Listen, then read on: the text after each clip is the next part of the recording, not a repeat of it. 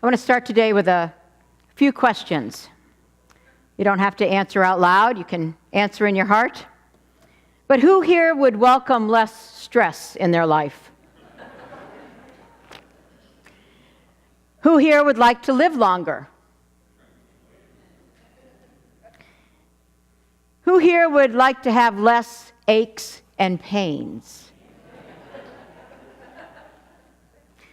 Who here would like to live more often from their highest self? Parents? Just kidding.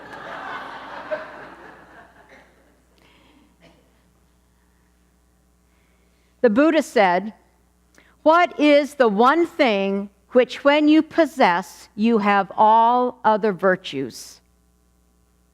He answered his own question, compassion. And compassion is the answer to the first 5 questions too. You want less stress in your life? Practice compassion.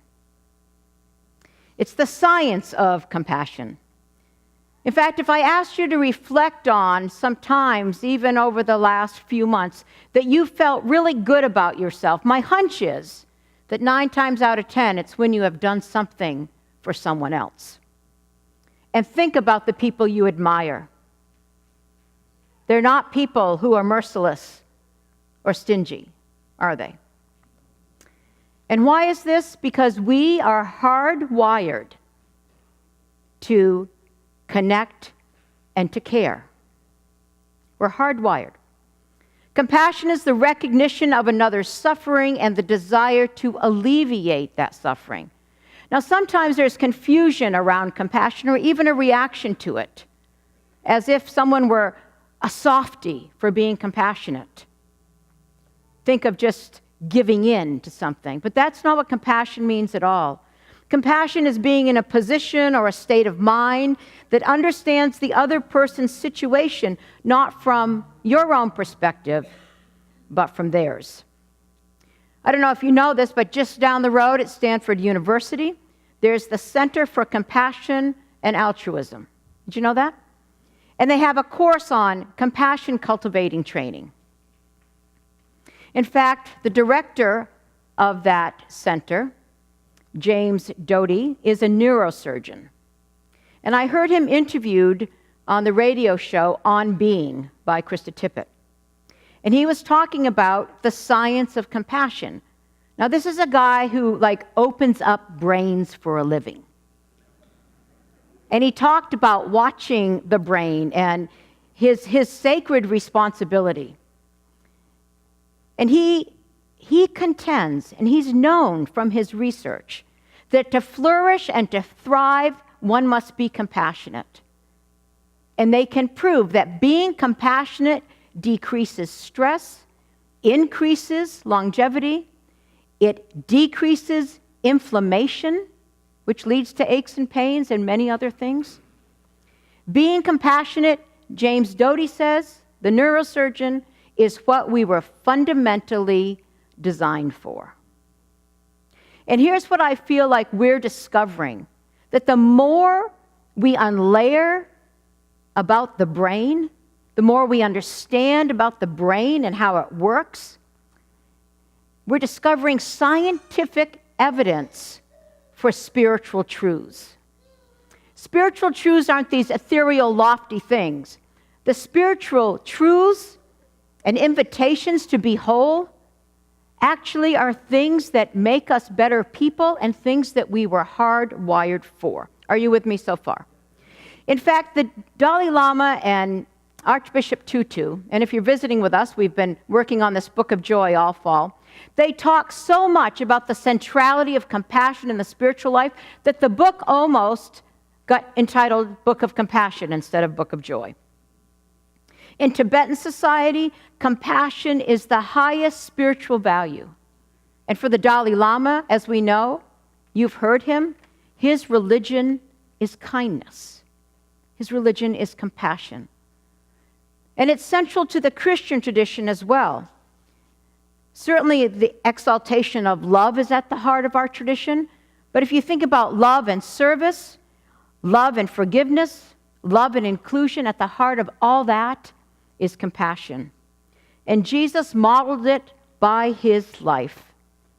In fact, if you read the Gospels, you will find multiple times that before he did anything, the writer will say, and moved with compassion, Jesus healed people.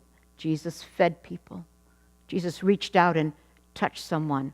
And that word, moved with compassion, it means compelled at a visceral and cellular level to do something.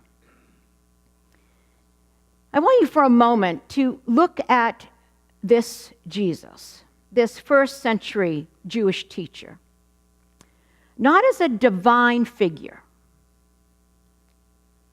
Because sometimes when we think about Jesus as God and man, what we do is we put him out of reach. Right? We put his exemplary life out of reach. Something that we could never attain, something that we could never even hardly aspire to. And we hold ourselves then, I think, sometimes to a lesser standard. But in his full humanity, Jesus was the epitome of a human being, a human person. He moved through barriers and defenses that we often put up and realized his highest self, his human self. And I want to contend that the image of God, a way to think about it is, how are we hardwired? That divine hardwiring in us is what Jesus lived to the fullest extent. To connect and to care and to love, to be compassionate. Compassion allowed him, I believe, as it were, to take on the sufferings of the world in his very own body. Compassion allowed him to include his betrayer, Judas, around the table. Compassion was the center from which his action flowed. Did you get it? I have compassion on the crowd. They need to eat. And his disciples were fatigued, they were overwhelmed. And he said, but start with what you have. Start where you are. Do you ever feel like you're overwhelmed with the needs of the world? So much so that you feel immobilized to actually do anything. It's exactly how the disciples felt.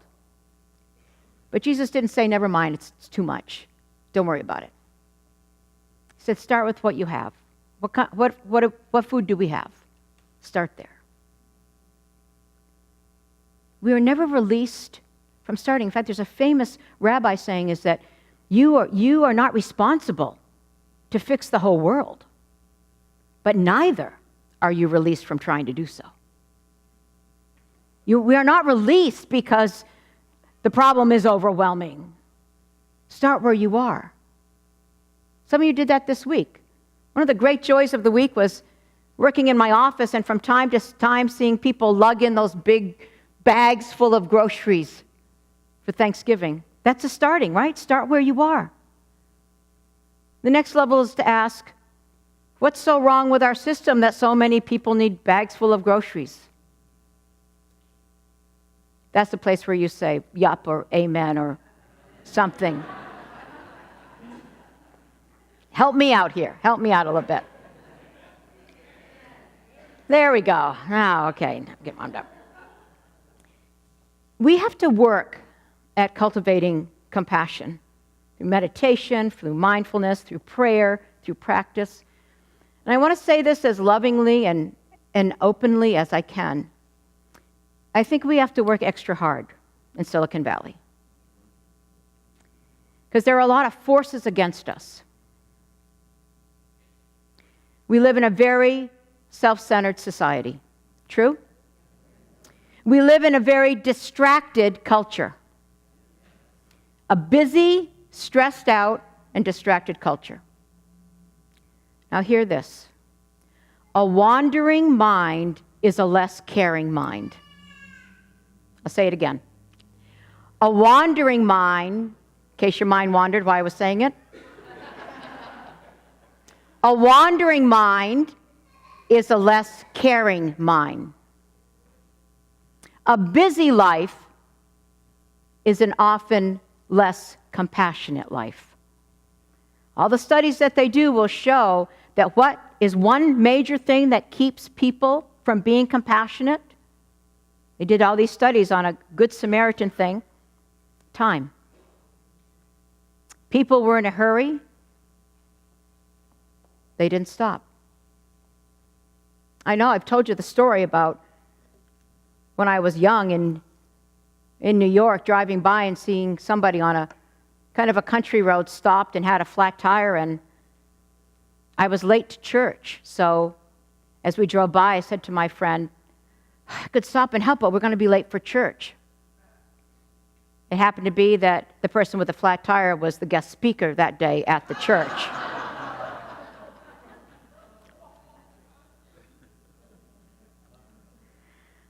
Talk about a concrete illustration in your life of what not to do.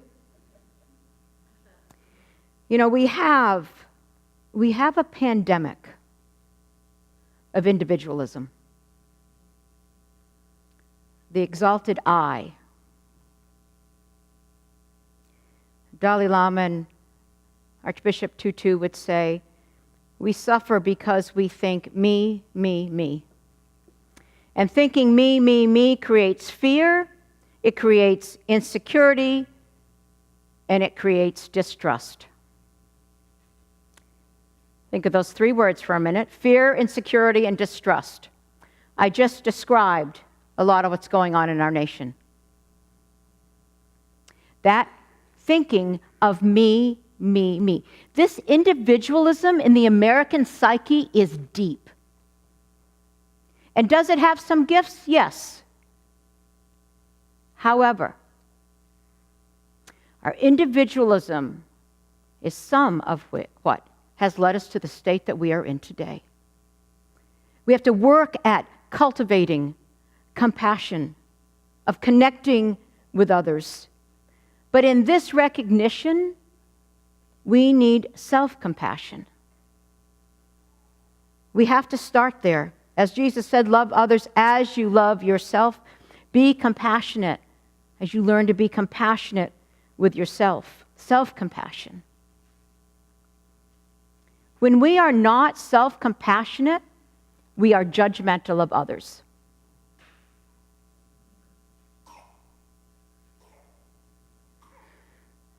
Self-compassion is not the same as self-pity. Self-pity is more about being sorry for ourselves or feeling sorry for ourselves, almost a form of self-absorption, but self-compassion allows us to see our difficulties within the larger context of shared human experience, and it helps us own, embrace, and be gentle with our own human frailties. Do you have human frailties?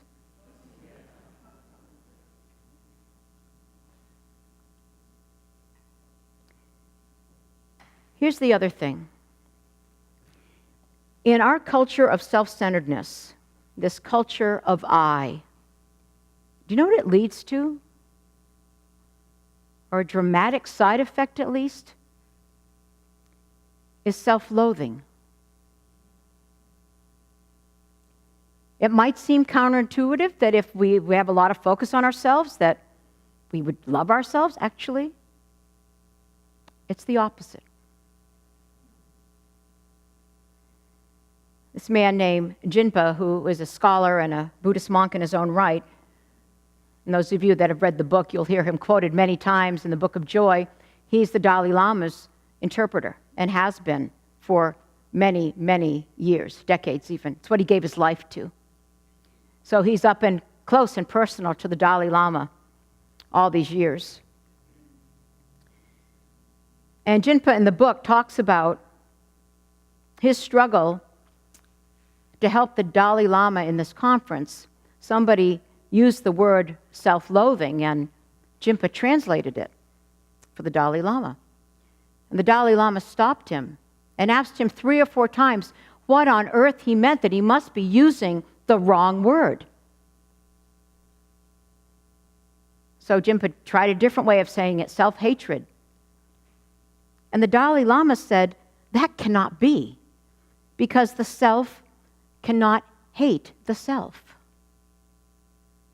It was so foreign to his thinking that he couldn't even understand the concept.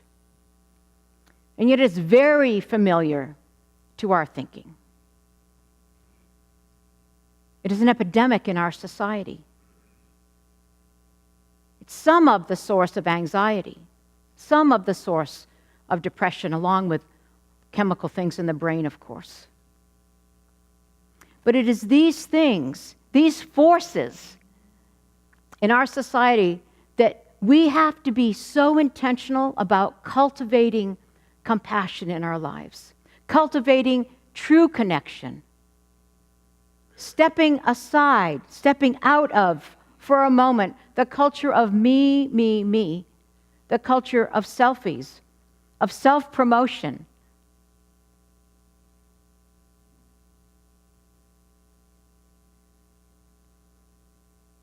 Am I preaching or am I just saying some truth? It's all of us. It's all of us. I'm just naming a reality that I believe has fundamental and long-lasting implications for who we are becoming as a human race and as human people. That's why places like this are so important. We connect, we care in our flawed ways, but it's at the heart of what we do. It is our purpose, and to connect with those around us. So self-compassion to begin in this cultivation of compassion. Too much self-centered thinking is the source of so much of our suffering, and compassionate concern for others' well-being is the source of so much of our happiness. So, you want less aches and pains? Less stress? Longevity?